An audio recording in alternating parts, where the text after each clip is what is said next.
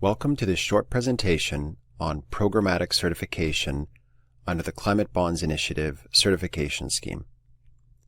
First, before we look at Programmatic Certification, let's understand the certification process for individual debt issuances as a quick recap. Here are the basic certification requirements for an individual green debt issuance. There is a verified asset pool, and a bond is issued based on that asset pool, and the bond undergoes 3 phases of certification. The first is the pre-issuance certification for the bond. Next, the post-issuance certification of the bond. This happens within 24 months after the debt's issuance. And lastly is the simplified ongoing annual reporting for the bond, and this begins within 12 months after the bond's post-issuance verification. And that's how green debt gets and maintains certification. Now sometimes the issuer will have an asset pool from which it wants to issue another bond or multiple bonds, and in that case the issuer will have to go through the whole process again. To simplify this process and to avoid redundancy, we offer a programmatic approach to certification. So anytime an issuer has an asset pool from which it will potentially issue multiple debts, even including different debt instrument types, we suggest a programmatic approach to certification. It contains the same phases as the process for individual debt certifications, however much less paperwork and more flexibility. For example, for subsequent debts issued under a programmatic agreement, only 1 document is required for pre-issuance verification instead of 4. Regarding post-issuance verification, there are no additional requirements to those needed for individual debt certifications, so no additional burden. And lastly, regarding annual reporting requirements can be skipped in the years when additional debts are issued and certified. Let's look at an example.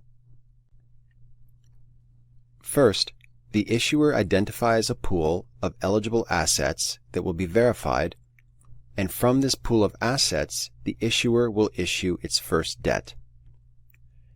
Now, the first debt issued under a programmatic approach to certification, the first debt will undergo the same certification process as if it were an individual debt issuance.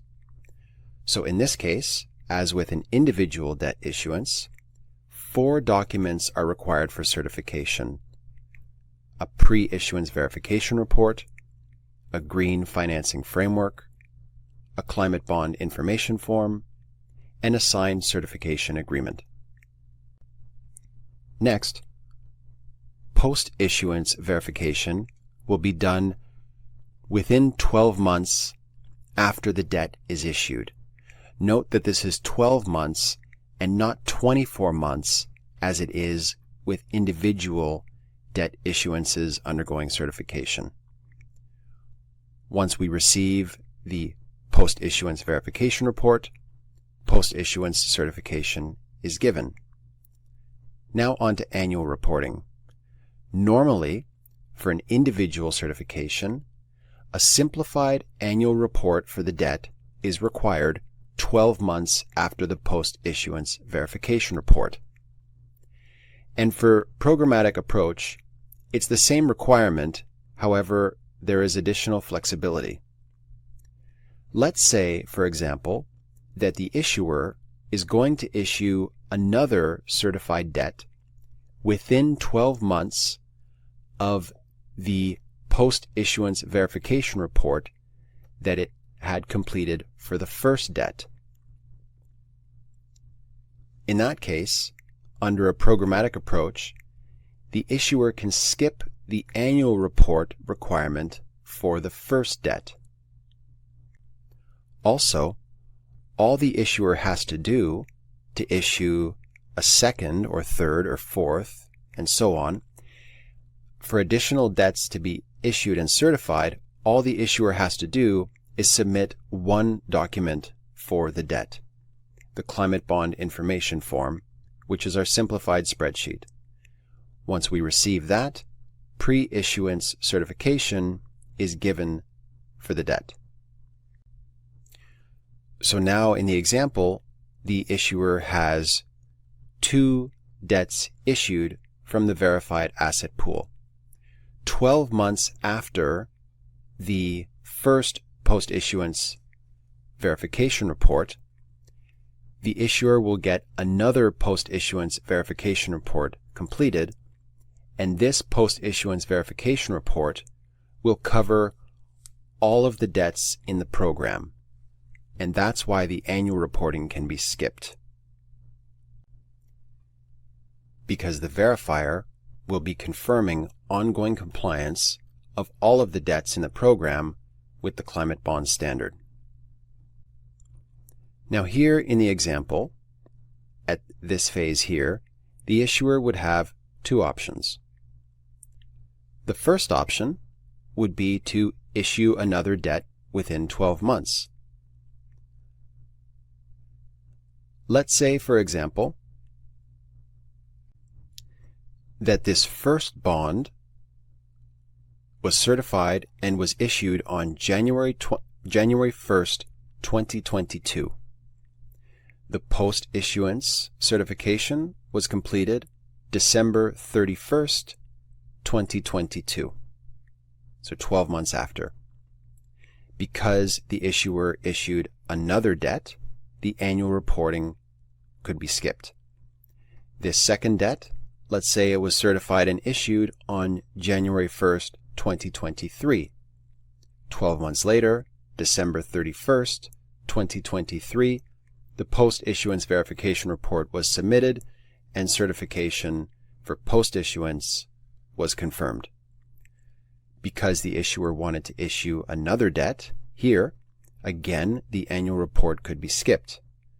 Let's say here on January 1st, 2024, the issuer decided to issue another debt. All the issuer had to do was submit the Climate Bond Information Form, and pre-issuance certification was approved for, in this case, the third debt. 12 months after the pre-issuance certification and the issuance of the bond, so in this case on December 31st, 2024, 12 months later, post-issuance certification was completed, and again, that covers all of the debts in the program.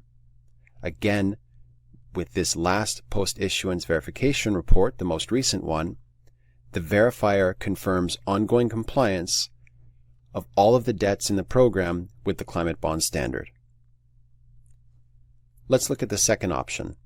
Let's say the issuer does not issue another debt within 12 months.